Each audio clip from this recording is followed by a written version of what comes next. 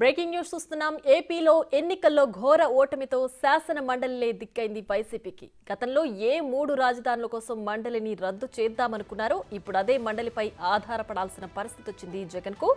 Bill విషయంలో మండలిలో వైసీపీకి వ్యతిరేకంగా ఉందని మండలిని రద్దు చేస్తామన్నారు జగన్. రద్దు చేస్తూ కూడా ఆదేశాలు జారీ చేశారు. ఆ తర్వాత జరిగిన పరిణామాల్లో వరుసగా మండలిలో వైసీపీకి బలం పెరగడంతో మండలి వద్దనే విషయాన్ని మర్చిపోయారు. తాజాగా అదే మండలి కేంద్రంగా రాజకీయాలు చేసేందుకు వైసీపీ వ్యూహ రచన చేస్తోంది.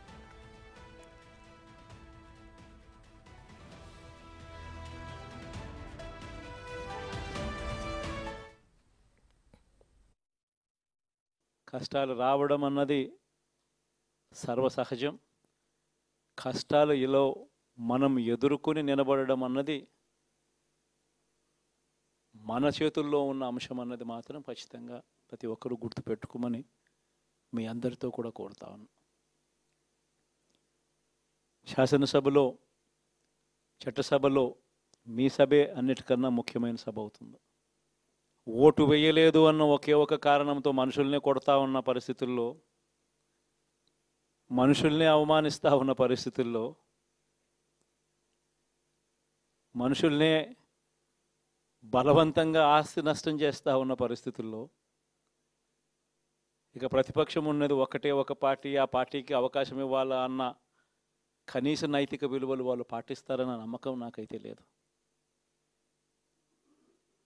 కాబట్టి మీరు చేయాల్సిన పాత్ర గొప్పది, చాలా ఉంది అన్నది మాత్రం గుర్తుపెట్టుకోండి.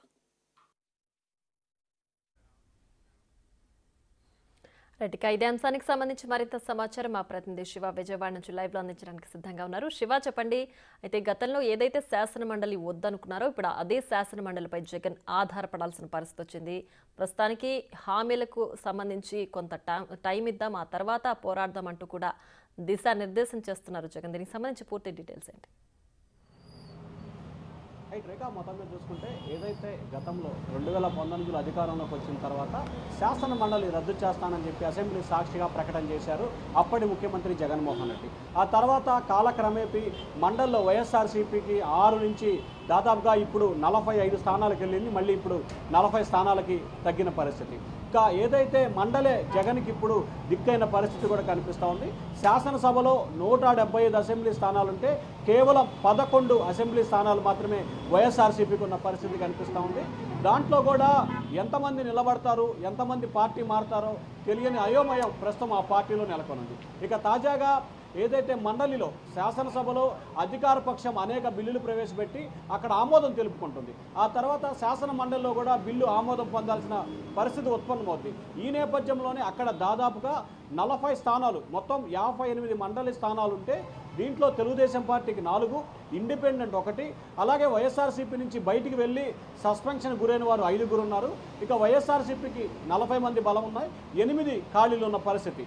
రానున్న రోజుల్లో ఈ ఖాళీల 8తో పాటు వైఎస్ఆర్సీపీ నుంచి బయటికి వెళ్ళిన 5, 13, ఈ 13 స్థానాలు కూడా వచ్చే 2 నెలల కాలంలో తెలుగుదేశం పార్టీకి వచ్చే అవకాశం కనిపిస్తూ ఉంది. అంటే దాదాపుగా 13 ఉన్న 4, 17, అలాగే మరొక ఇండిపెండెంట్ 18 స్థానాలు తెలుగుదేశం పార్టీకి వచ్చే అవకాశం ఉంది. సో ఈ నేపథ్యంలోనే ఆలోపే అంటే దాదాపుగా మండలిలో బిల్లు పాస్ అవ్వాలంటే 1/3 ఉండాల్సిన పరిస్థితి. అంటే దాదాపుగా 58 మండలి స్థానాలు ఉన్న నేపథ్యంలో దాదాపుగా 30 మంది మద్దతు పలకాల్సిన పరిస్థితి ఉంటుంది. సో తెలుగుదేశం పార్టీకి 30 మంది మండలిలో మద్దతు రావాలంటే దాదాపుగా 1.5 సంవత్సరం పైగా సమయం పట్టే అవకాశం ఉంటే దాదాపుగా 2026 జనవరిలో కానీ 2025 డిసెంబర్లో కానీ వచ్చే అవకాశం ఉంది.